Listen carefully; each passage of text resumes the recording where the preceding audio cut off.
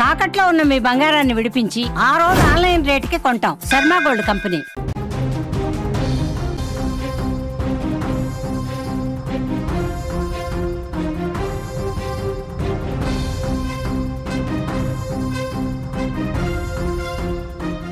నిమిషప్రియని కాపాడేందుకు ఇప్పటికీ ప్రయత్నాలు కొనసాగుతూనే ఉన్నాయి.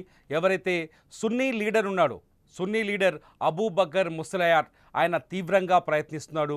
యమన్లోని సున్నీ లీడర్తో సమావేశం అవుతున్నాడు. వరుసగా యమన్లోని ఎవరైతే Sheikh Habib Omar bin Hafiz ఎవరైతే ఉన్నారో ఆయనతో ఎవరైతే తలాల్ విక్టిమ్ తలాల్ ఉన్నారో, నిమిషప్రియ చేతిలో హత్యకు గురైన విక్టిమ్ తలాల్ ఉన్నాడో, తలాల్ ఫ్యామిలీ దగ్గరికి వెళ్ళి మళ్ళీ మాట్లాడుతున్నారు. నిన్న ఆ తలాల్ సోదరుడు ఎవరైతే యమన్లో ఉన్న తలాల్ కుటుంబ సభ్యుడు, తలాల్ సోదరుడు ఎవరైతే అబ్దుల్ ఫతా మెహదీ, ఎవరైతే తలాల్ అబ్దో మెహదీ తమ్ముడు అబ్దుల్ ఫతా మెహదీ నిన్న ఒక స్టేట్మెంట్ ఇచ్చాడు. ఏమిచ్చాడంటే, ఎట్టి పరిస్థితుల్లోనూ నిమిషప్రియను క్షమించేది లేదు.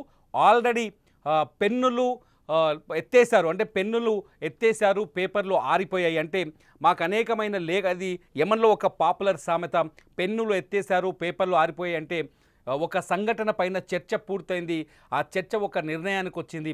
ఆ నిర్ణయం పైన పునరాలోచన ఉండదు అని ఆయన అబ్దుల్ ఫతా తలాల్ చెప్పారు. నేను అబ్దుల్ ఫతా తలాల్ మాటల ప్రకారం నిమిషప్రియకు క్షమాభిక్ష దొరకదు అనే విషయం వెలుగులోకి వచ్చింది. ఇదంతా ఒక్కసారిగా భారతదేశంలో ఎవరైతే నిమిషప్రియ ప్రాణాలు కాపాడాలని కోరుకుంటున్నారో వాళ్ళందరికీ తీవ్ర ఆందోళన కలిగిస్తుంది. ఇవాళ కూడా మరో దఫా చర్చలకు ఎవరైతే Sheikh Habib Omar bin Hafiz ఉన్నారో, Sheikh Habib Omar bin Hafiz ఎవరైతే మీ సున్నీ లీడర్ ఉన్నారో, కేరళలో ఉన్న మన అబూ బకర్, ఏపీ కాంతాపురం ఏపీ అబూ బకర్ ముసలియార్ ఆయనకు స్నేహితుడు. ఈయన 2022లో కేరళలోని మర్కజ్ నాలెడ్జ్ సిటీ ప్రారంభించడానికి వచ్చాడు. అప్పటి నుంచి వీళ్ళిద్దరి మధ్య స్నేహం కొనసాగుతుంది. ఈ స్నేహం ఆధారంగా యమన్లో చర్చలు జరుపుతున్నారు. దయచేసి నిమిషప్రియకు క్షమాభిక్షను ప్రసాదించండి వేడుకుంటున్నారు ఈ సున్నీ లీడర్లు. ఇటు భారత ప్రభుత్వం కూడా నిమిషప్రియ ప్రాణాన్ని కాపాడేందుకు ప్రతి క్షణం తీవ్రంగా ప్రయత్నిస్తుంది. నిమిషప్రియను కాపాడి ప్రాణాలతో తీసుకురావాలని ప్రయత్నిస్తుంది. ఎట్లీస్ట్ నిమిషప్రియకు ఉరిశిక్ష కాకుండా శిక్ష తీవ్రతనైనా తగ్గించాలని ఆలోచిస్తుంది, ప్రయత్నాలు చేస్తుంది. అక్కడి లీగల్ సెల్ తోటి అట్లాగే భారత ప్రభుత్వం యమన్ ప్రభుత్వంతో టచ్లో ఉంది. కానీ దౌత్యపరమైన సంబంధాలు పూర్తి స్థాయిలో లేకపోవడంతో దౌత్యపరమైన చర్చలు తీసుకోలేని పరిస్థితి ఏర్పడ్డది. మరోవైపు షరియా చట్టాలు అమల్లో ఉన్నాయి కాబట్టి కనీసం బ్లడ్ మనీ అయినా తీసుకుంటారని ఆశతో ఎదురు చూస్తున్నారు. అంతేకాదు save Nimishapriya international affairs committee కూడా ప్రస్తుతం యమన్లో నిమిషప్రియ తల్లి ప్రేమకుమారితో కలిసి అక్కడ నిమిషప్రియ ప్రాణాలు కాపాడేందుకు ప్రయత్నం చేస్తున్నారు. సనా, యమన్ రాజధాని సనాలో వీళ్ళంతా తీవ్రమైన ఆందోళన మధ్య తలాల్ ఫ్యామిలీ దగ్గరే కూర్చున్నారు. తలాల్ ఫ్యామిలీ మనసు మార్చే ప్రయత్నం చేస్తున్నారు. నిజానికి నిమిషప్రియకి ఉరిశిక్ష విధించింది 2000 ఎవరైతే నిమిషప్రియకి ఉరిశిక్షను విధించింది 2020లో ఉరిశిక్షని ఖరారు చేశారు. అప్పటి నుంచి ఈ చర్చలు అయితే కొనసాగుతూనే ఉన్నాయి. అయితే 2020 నుంచి నిమిషప్రియ తల్లి ప్రేమకుమారి ఒక్కతే ఈ పోరాటం చేస్తూ వస్తుంది.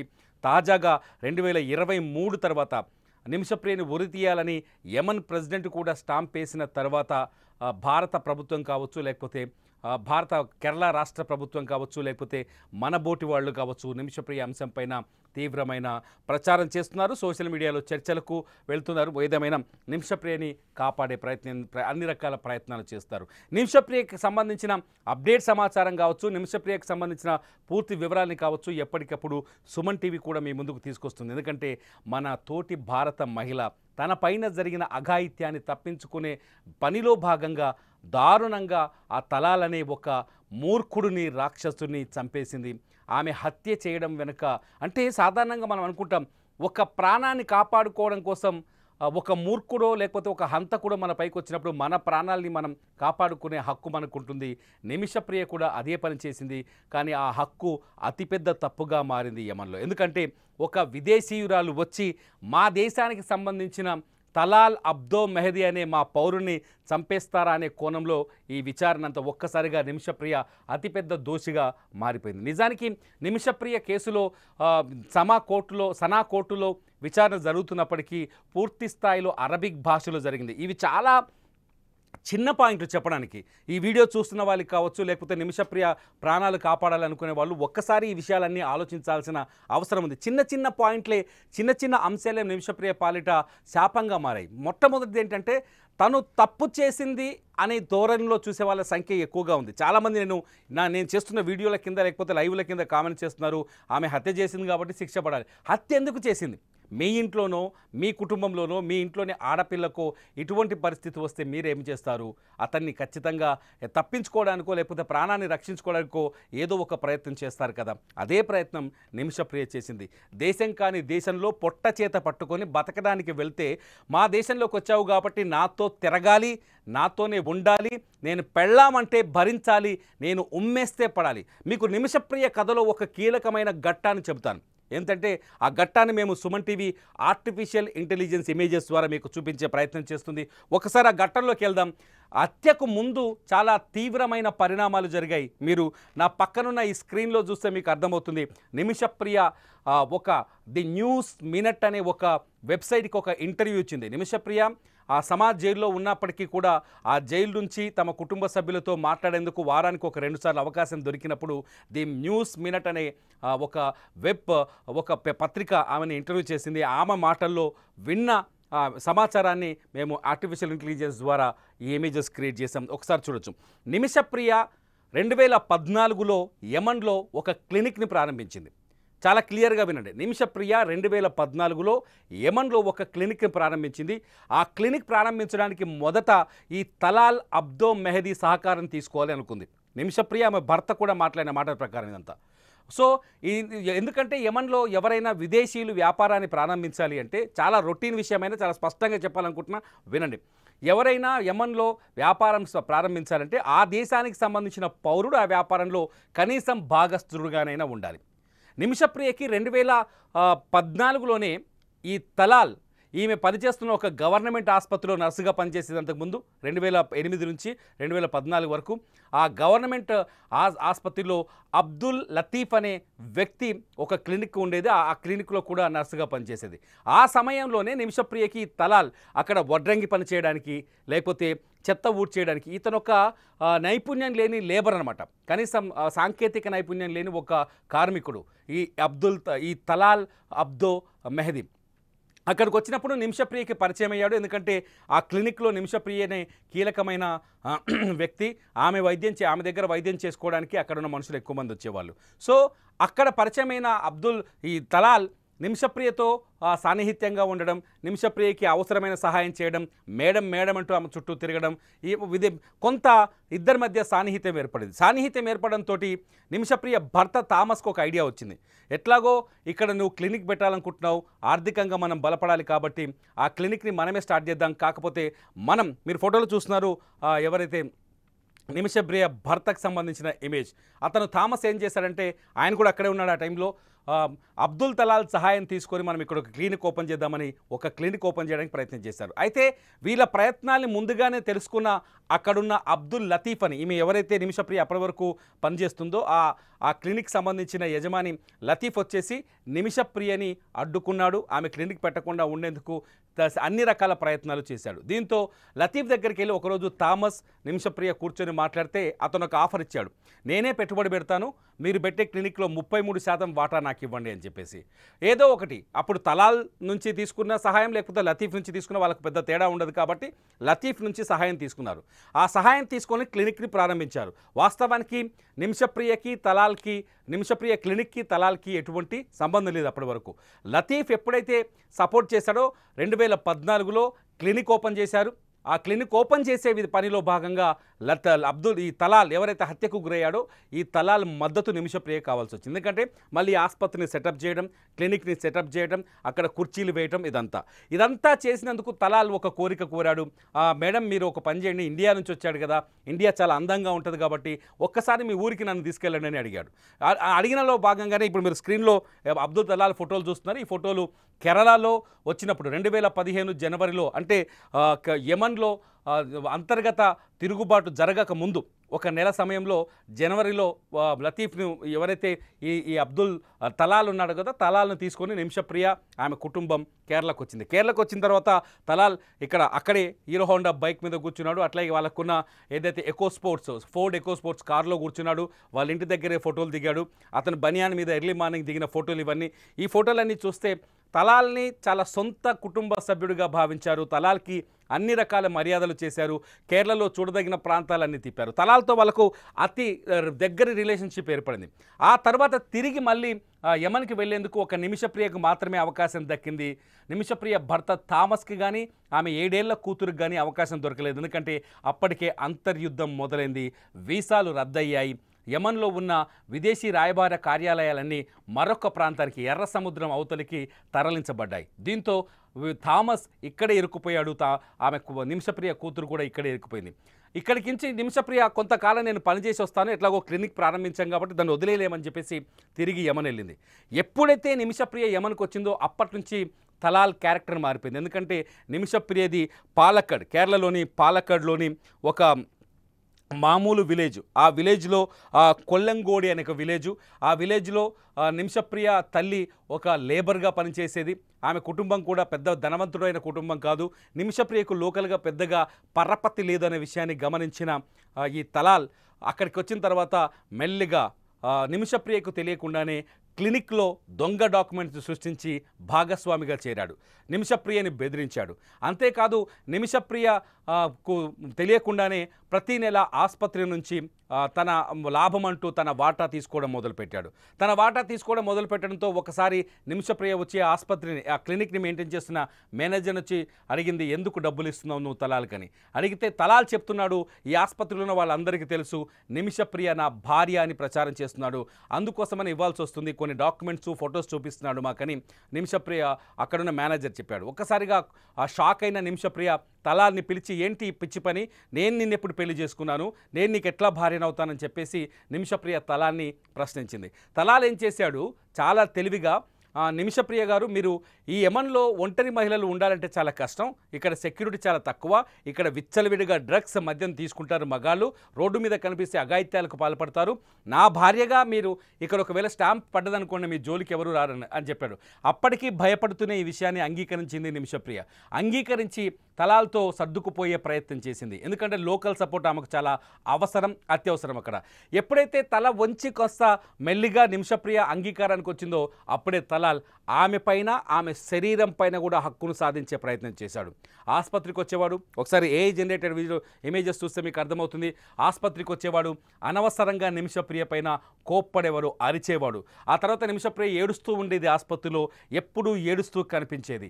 అంతేకాదు ఆమె బాధలు చెప్పుకోవడానికి అక్కడ ఎవరు ఆమె మనుషులు లేరు, వినేవాళ్ళు లేరు, ఎవరికి చెప్పుకోవాలో అర్థం కాని పరిస్థితి.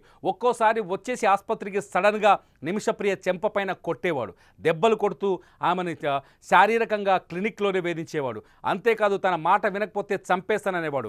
ఇంటికెళ్ళి ఇంట్లో బెదిరించేవాడు. ఇంటికి వచ్చేసి ఎట్టి పరిస్థితిలో నువ్వు నాతో లైంగికంగా కలవాల్సిందే, లేకపోతే నేను చంపేస్తానని పెద్ద పెద్ద అరుపులు అరిచేవాడు. ఇవన్నీ చూసి తట్టుకోలేకపోయింది నిమిషప్రియ. కుటుంబ సభ్యులకు చెప్దామనుకుంటే ఆమె పాస్పోర్ట్ లాక్కున్నాడు. ఆసుపత్రిలో ఎవరైనా చెప్పుకుందామంటే ఏడుస్తూ ఉంటే జాలి చూపించేవాళ్ళు, కానీ తలాల్ని ఎవరు అడ్డుకునే వాళ్ళు కాదు. కుటుంబ సభ్యులకు ఫోన్ చేద్దామంటే ఫోన్ నెంబర్లు మార్చుకున్నాడు. మీకు ఒక విషయం తెలుసా, నిమిషప్రియ భర్త చెప్తున్నాడు, దాదాపు 21 సిమ్ కార్డులు మార్చింది నిమిషప్రియ కేరళలో ఉన్న తమ కుటుంబ సభ్యులతో మాట్లాడేందుకు. 21 సిమ్ కార్డులు, ఇది నిమిషప్రియ నుంచి వచ్చిన ఒరిజినల్ డేటా నేను చెప్తున్నాను. 21 సిమ్ కార్డులు మార్చేసరికి ఏం చేయాలో అర్థం కాని పరిస్థితిలో 2016 నుంచి 2017 వరకు నిమిషప్రియ నరకం అనుభవించింది ఆసుపత్రిలో, ఇంట్లో తలాల్తో. తలాల్ నిమిషప్రియ ఇచ్చిన చనువుని, నిమిషప్రియ మంచితనాన్ని ఆమె బలహీనతలుగా వాడుకొని నిమిషప్రియను తన వశం చేసుకోవాలనుకున్నాడు. ఇంకో షాకింగ్ సంఘటన ఏంటంటే 2016లో నిమిషప్రియ తలాల్ వేధింపులు తట్టుకోలేక యమన్ పోలీసులకు ఫిర్యాదు చేసింది. యమన్ పోలీసులు నిమిషప్రియతో పాటు వచ్చి తలాల్ని అరెస్ట్ చేశారు, తీసుకెళ్లారు. ఆ తర్వాత నిమిషప్రియను కూడా తీసుకెళ్లారు. పోలీస్ స్టేషన్కి వెళ్ళి విచారించిన తర్వాత నిమిషప్రియకు తలాల్కు జరిగిన ఘర్షణల్లో ఒక కేసు నిమిషప్రియ పైన పెట్టారు, ఒక కేసు తలాల్ పైన పెట్టారు. ఇద్దరిని 16 రోజులు జైలుకు పంపించారు. జైలుకు పంపించిన సందర్భంలో నిమిషప్రియ తలాల్ ఒక పని చేశాడు. ఏంటంటే నిమిషప్రియని పెళ్లి చేసుకున్నట్టుగా ఒక ఫేక్ సర్టిఫికెట్ సృష్టించాడు. అందుకోసం ఒక ఫోటో వాడారు. ఇప్పుడు మీ స్క్రీన్లో చూస్తున్నారు ఈ ఫోటో. ఒకసారి ఈ ఫోటో చూడండి. స్క్రీన్లో ఈ ఫోటో నిమిషప్రియ భర్త థామస్తో దిగిన ఫోటో. ఈ ఫోటోని మార్ఫింగ్ చేసిన తలాల్ ఈ ఫోటోని ఆధారంగా చేసుకొని, ఈ ఫోటో కూడా మనకు నిమిషప్రియ కుటుంబ సభ్యులు ఇవ్వడం ద్వారా దొరికిన ఫోటోనే. ఈ ఫోటోని మార్ఫింగ్ చేసి తన భార్యగా చూపించి కోర్టులో ఒక ఫేక్ సర్టిఫికెట్ సబ్మిట్ చేసి నిమిషప్రియను బయటికి తీసుకొచ్చాడు. తలాల్ కూడా జైలు నుంచి బయటకు వచ్చారు. వచ్చిన తర్వాత మరింత హక్కును ప్రదర్శించడం మొదలుపెట్టాడు. ఈసారి నిమిషప్రియ ఎవరికి చెప్పుకోవాలని తెలియక పక్కనే ఆ జైల్లో ఎవరైతే ఈమె ఇంతకుముందుకు జైల్లో ఉందో జైలు అధికారికి చెప్తే అతన్ని ఏదో ఇతర రకంగా వదిలించుకోమా, అంతకుమించి వేరే దారి లేదని చెప్పాడు. దీంతో నిమిషప్రియ ఒక పెద్ద ప్లాన్ వేసింది. ఎప్పుడైతే తలాల్ తన ఇంటికి వస్తారో అతనితో గొడవ పడకుండా అతనితో కొద్ది కాలం ఆ స్నేహాన్ని నటించాలనుకుంది. స్నేహాన్ని నటించి అతనికి మత్తు మందించి అతని దగ్గరున్న పాస్పోర్టు, డాక్యుమెంట్లు, డబ్బులు లాక్కొని తీసుకొని యమన్ నుంచి పారిపోవాలని డిసైడ్ అయింది. కానీ యమన్లో అప్పటికే హుతీలు స్వాధీనం చేసుకున్నారు. యమన్లో కఠినమైన ఆంక్షలు ఉన్నాయి. యమన్లో తీవ్రమైన పరిస్థితులు ఉన్నాయి, దుర్భర పరిస్థితులు ఉన్నాయి. సో అప్పటికే కానీ ఆమెకు తలాల్ని తప్పించుకోవడం తప్ప వేరే దారి లేదు. కాబట్టి ఒకరోజు బాగా పూటుగా మందు తాగి ఇంటికొచ్చి భేదిస్తున్న తలాల్కి అతన్ని శాంతపరిచి ఒక ఇంజెక్షన్ చేసింది నిమిషప్రియ. ఆ ఇంజెక్షన్ డోస్ డబల్ అయిపోయింది. డబల్ అయిపోవడంతో అతను అప్పటికే డ్రగ్స్ తీసుకొనున్నాడు, మద్యం తీసుకొనున్నాడు. దీంతో పైగా ఈ డోస్ కూడా ఇవ్వడంతో, మత్తు కూడా ఇవ్వడంతో అతనికి హార్ట్ బ్రేక్ అయి అక్కడికక్కడే చనిపోయాడు. చనిపోయిన తర్వాత నిమిషప్రియకు అసలు వణుకు మొదలైంది. నేను ఇరుక్కుపోయాను, నాకు ఇక్కడ మరణశిక్ష పడుతుందని అప్పుడే ఆమె డిసైడ్ అయింది. మరణశిక్ష పడుతుందన్న భయంతో తన ఇంటి కిందనే ఉండే, అపార్ట్మెంట్ కిందనే ఉండే హసన్ అనే ఒక మరో నర్సుని పైకి పిలిచింది. నిమిషప్రియ పడుతున్న కష్టాలు కావచ్చు, నిమిషప్రియ అనుభవిస్తున్న నరకం గురించి హసన్కి కూడా పూర్తిగా తెలుసు. కాబట్టి హసన్ పరిగెత్తుకుంటూ వచ్చి నిమిషప్రియకు హెల్ప్ చేసే ప్రయత్నం చేసింది.